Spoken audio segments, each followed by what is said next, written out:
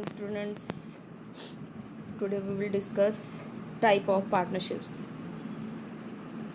ध्यान से देखें बेटे, हम दो टॉपिक करेंगे मिलते जुलते, एक तो टाइप ऑफ पार्टनर और एक टाइप ऑफ पार्टनरशिप। दोनों ही इम्पॉर्टेंट क्वेश्चन है, 6 नंबर में आ जाते हैं बेटे।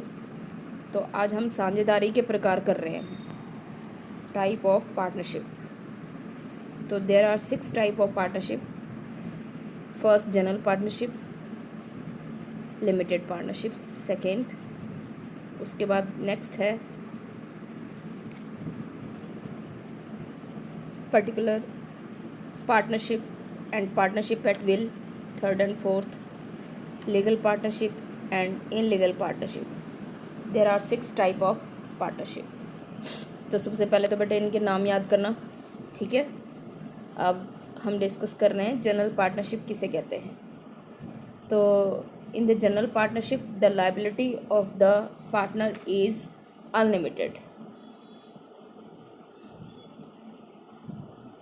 इस तरह की साझेदारी में सभी पार्टनर्स की लायबिलिटी अनलिमिटेड होती है और जनरल पार्टनरशिप में सभी साझेदार अनलिमिटेड लायबिलिटी के हो सकते हैं। लेकिन इसके कॉन्ट्ररी लिमिटेड पार्टनरशिप वो पार्टनरशिप है जिसमें एक जनरल पार्टनर का होना ज़रूरी है। सभी पार्टनर लिमिटेड लायबिलिटी वाले नहीं हो सकते। सुन रहे हो ध्यान से। Limited partnership has 2 type of partner, general partner having unlimited liability, special partner having limited liability. General partner की अनलिमिटेड और स्पेशल पार्टनर की लिमिटेड लायबिलिटी। लेकिन लिमिटेड पार्टनरशिप में 1 जनरल पार्टनर का होना ज़रूरी है, कम से कम एक जनरल पार्टनर का होना ज़रूरी है। कहने का मतलब ये हुआ कि लिमिटेड पार्टनरशिप में सभी पार्टनर लिमिटेड लायबिलिटी वाले नहीं हो सकते, एक जनरल पार्टनर का होना ज़रूरी है। मेंबरशिप तो बता ही रखी है मैंने, 2 से लेकर 50 तक हैं। अगर हमारे पास 2 पार्टनर हैं, 2 पार्टनर में एक की लायबिलिटी लिमिटेड हो सकती है, अदर पार्टनर की लायबिलिटी अनलिमिटेड होनी ज़रूरी है। 2 में से एक की अनलिमिटेड लायबिलिटी होनी ज़रूरी है, ठीक है बेटे। Now see the partnership at will and particular partnership. Partnership at will है वो पार्टनरशिप है which is for an indefinite period, जिसका व्यवसाय का पीरियड, व्यवसाय का उद्देश्य कोई डेफिनेट नहीं होता, इनडेफिनेट होता है, उसको हम बोलेंगे पार्टनरशिप एट विल। इसको हिंदी में हम ऐच्छिक साझेदारी बोलते हैं। ये अपनी इच्छा से whenever we want to start, जब भी हम उसको स्टार्ट करना चाहें स्टार्ट कर सकते हैं, क्लोज डाउन करना चाहें क्लोज कर सकते हैं, क्योंकि इसमें कोई डेफिनेट ना तो ऑब्जेक्टिव होता है, ना पर्पस होता है, ना टाइम होता है, ठीक है। इसकी बिल्कुल उल्टा पर्टिकुलर पार्टनरशिप वो पार्टनरशिप होता है जिसमें स्पेसिफिक ऑब्जेक्टिव होता है, स्पेसिफिक पीरियड होता है और स्पेसिफिक पर्पस के लिए होती है, और उस स्पेसिफिक पर्पस के कंप्लीट होने के बाद ये अपने आप ही क्या हो जाती है, डिसॉल्व हो जाती है, ठीक है।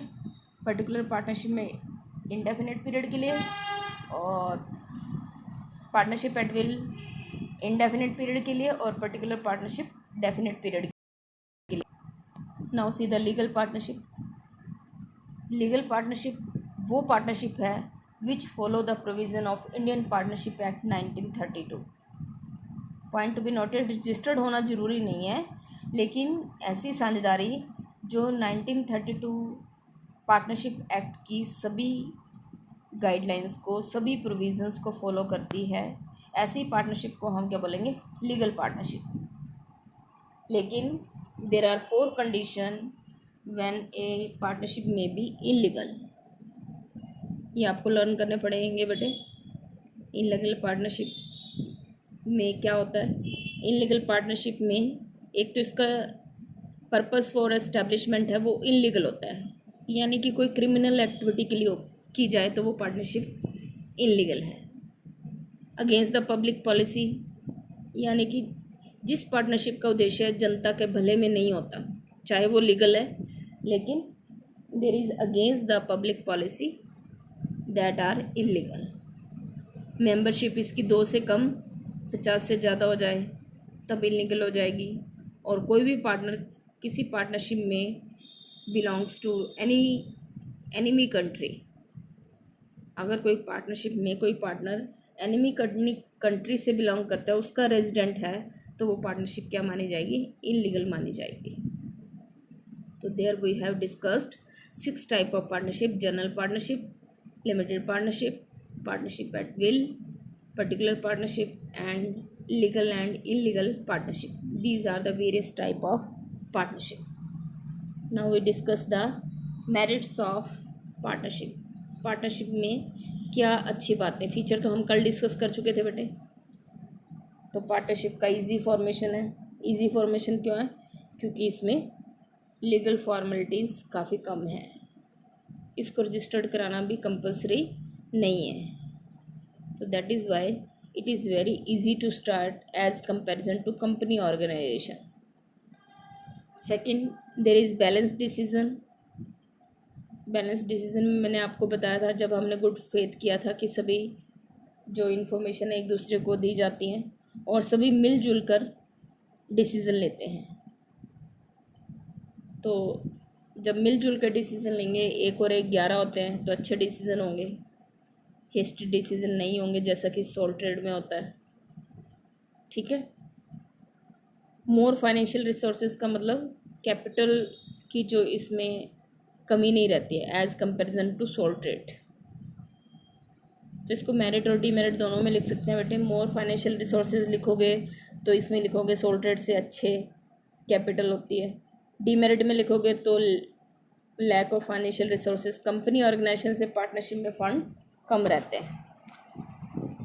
ठीक है। Now see the next importance is profit